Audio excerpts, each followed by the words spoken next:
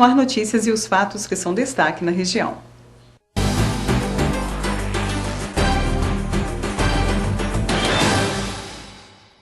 Congonhas realizará no próximo dia 7 de abril a pré-conferência do livro e leitura. O governo municipal se articula com a sociedade para a pré-conferência municipal do livro e leitura, que será realizada no próximo dia 7, de 18 às 21 horas, na Escola Municipal Oscar Vinchenque. Esta é a etapa anterior à conferência marcada para o dia 14 de abril. Para a construção de políticas públicas de incentivo à leitura, é preciso que toda a comunidade compareça, manifeste-se e contribua para a criação do Plano Municipal por uma Congonhas Leitura. O credenciamento para a pré-conferência está sendo realizado na Biblioteca Pública Municipal de Djalma Andrade, a Rua Alvorada, número 25, no bairro Vila Andresa, esquina com a Avenida JK, na Biblioteca Comunitária Leira Preciso Mestre Aleijadinho, na Romaria, e na Casa da Família, a Rua Bom Jesus, número 23, no centro, e também na Casa dos Conselhos, na Rua São José, número 23. Mais informações pelo telefone 3731-4115.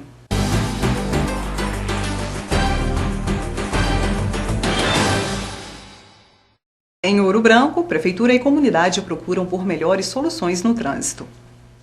Com o crescente aumento de números de veículos na cidade de Ouro Branco, a população procurou a Prefeitura Municipal para tentar solucionar o problema de trânsito. Durante uma reunião com a secretária de Obras, Nilma Silva, os munícipes relataram as dificuldades do tráfego pelas ruas do centro, a falta de vagas para estacionar e muitas vagas destinadas à carga e descarga. Em 2008, o número de veículos na cidade era de 11.752 e em 2011 já são 15.151. Esse aumento se reflete pelas ruas do centro, principalmente nos horários de pico entre as ruas da Lavoura e Santo Antônio. A secretária de Obras e a procuradora, que também participou, sugeriram que fosse criada uma comissão de trânsito. Desta forma, esta comissão poderá trabalhar conjuntamente com a Prefeitura, sugerindo ações. A Secretaria de Obras acolheu as sugestões da comunidade e se colocou à inteira disposição para receber outras sugestões sobre o trânsito, que reconhece ser assunto de grande relevância e preocupação para todos. O telefone para recebimento de sugestões é o 31 3749 6044. Quem ligar deve falar com Rony Firmino.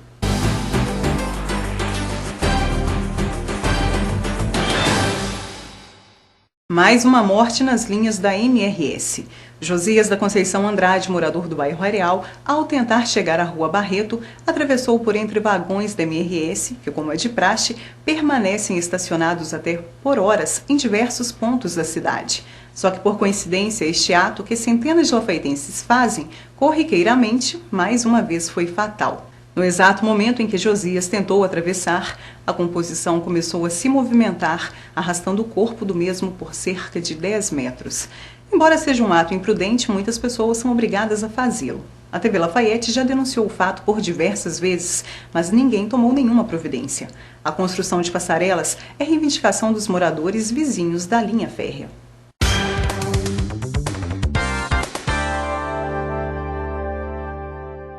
Hospital e Maternidade São José. Uma noite para ser esquecida. Abre aspas. Que a saúde lafaiense não anda bem não é segredo para ninguém. Mas uma infeliz coincidência fez com que eu pudesse entender como muitas pessoas sofrem enquanto outras, a mil pretextos, fazem com que este sofrimento seja ainda maior. Dizem os antigos filósofos que quando uma pessoa perde a capacidade de sentir o sofrimento alheio, quando a vida humana passa a ser banalizada e o amor fraterno se torna um mero empecilho profissional, é porque esta pessoa, ainda que tenha em sua descrição de cargo a missão de curar vidas, ela própria já não está viva. Viver é sentir. Quem não sente pode no máximo estar sobrevivendo, mas jamais vivendo. O Hospital e Maternidade São José é um patrimônio inestimável de toda a nossa região. Ele sempre foi e continuará sendo referência em saúde. É o hospital que possui o melhor corpo clínico da cidade, é o mais equipado, mas infelizmente ele hoje passa por uma crise. Mas não uma crise financeira como eu acreditava, mas sim uma crise de humanidade por parte de alguns de seus profissionais. Pequenos em número e expressão, mas suficientemente grandes para conseguir denegrir junto a algumas pessoas a imagem de uma instituição da grandeza do Hospital e Maternidade São José. Na noite de sábado para domingo, que sinceramente torço para que tenha sido uma exceção e não a regra, eu pude ver e sentir como um ser humano consegue ser perverso, sádico e maquiavélico. Pessoas que deveriam cuidar dos enfermos simplesmente os ignoravam.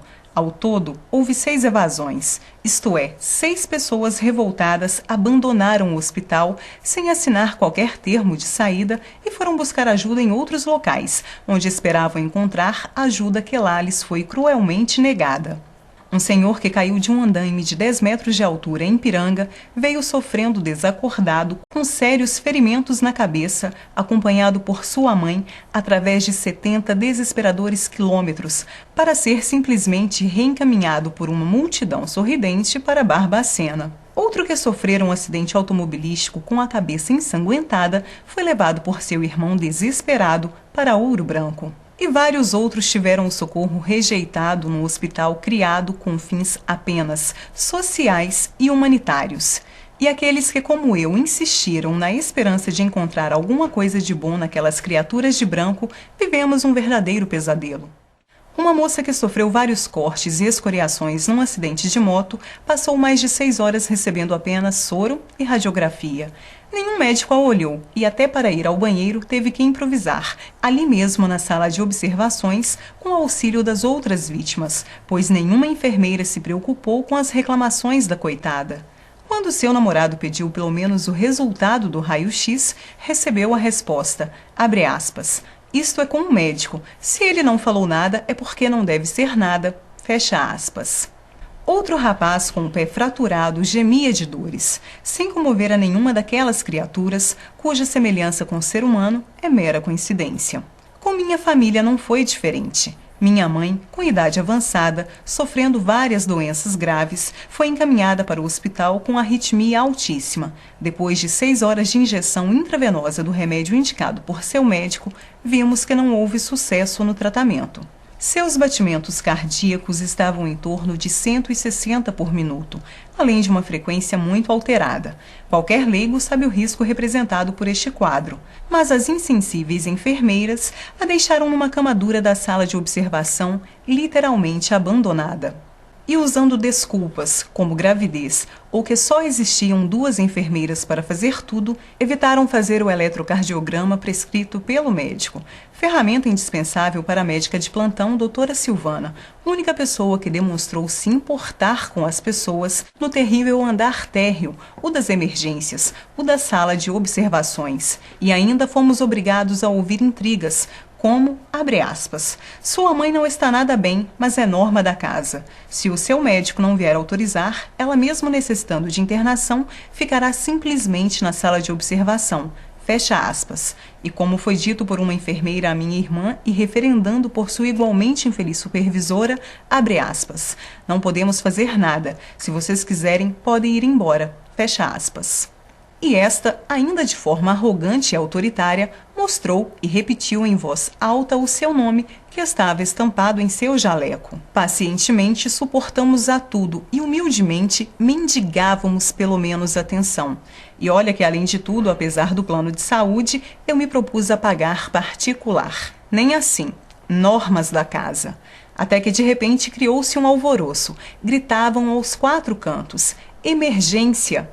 Quando esperávamos ver alguém em condições precárias, chegaram em macas 2 moças vestidas com traje de festa, cabelos penteados de forma totalmente contrastante com a aparência abatida e mal cuidada dos outros doentes. Um verdadeiro batalhão foi formado para atender a emergência.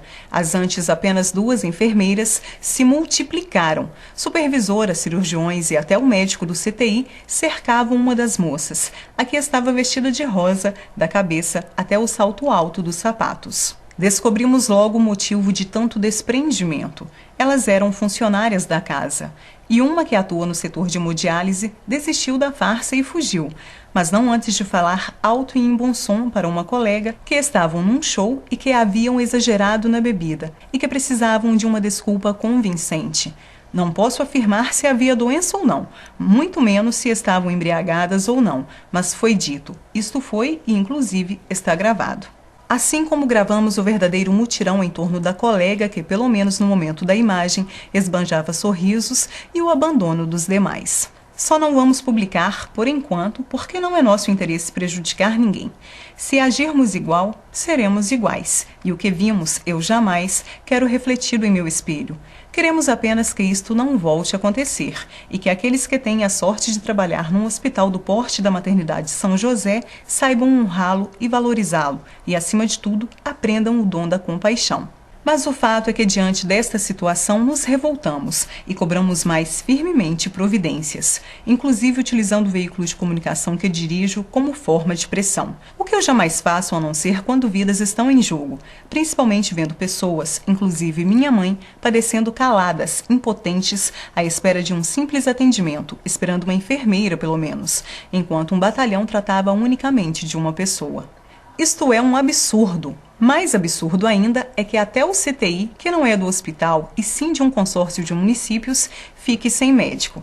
Aliás, esta mesma doente, em seguida ao seu atendimento de emergência, se dirigiu ao pronto atendimento da Unimed, onde de forma incisiva ainda criticava a maternidade, relatando o quanto foi mal atendida.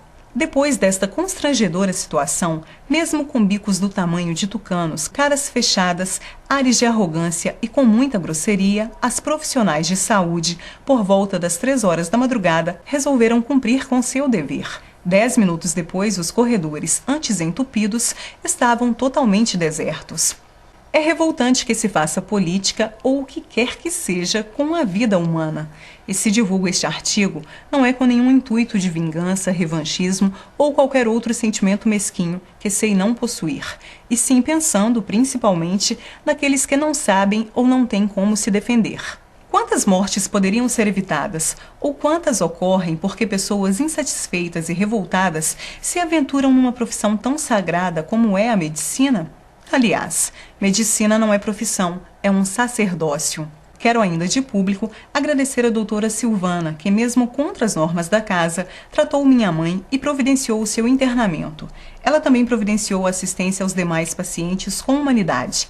E quem sabe se com seu exemplo possa ajudar a maternidade a sair da crise que se encontra, a crise de amor ao próximo e de humanidade. Silmar Lopes de Souza, diretor-presidente do portal Rádio e TV Lafayette.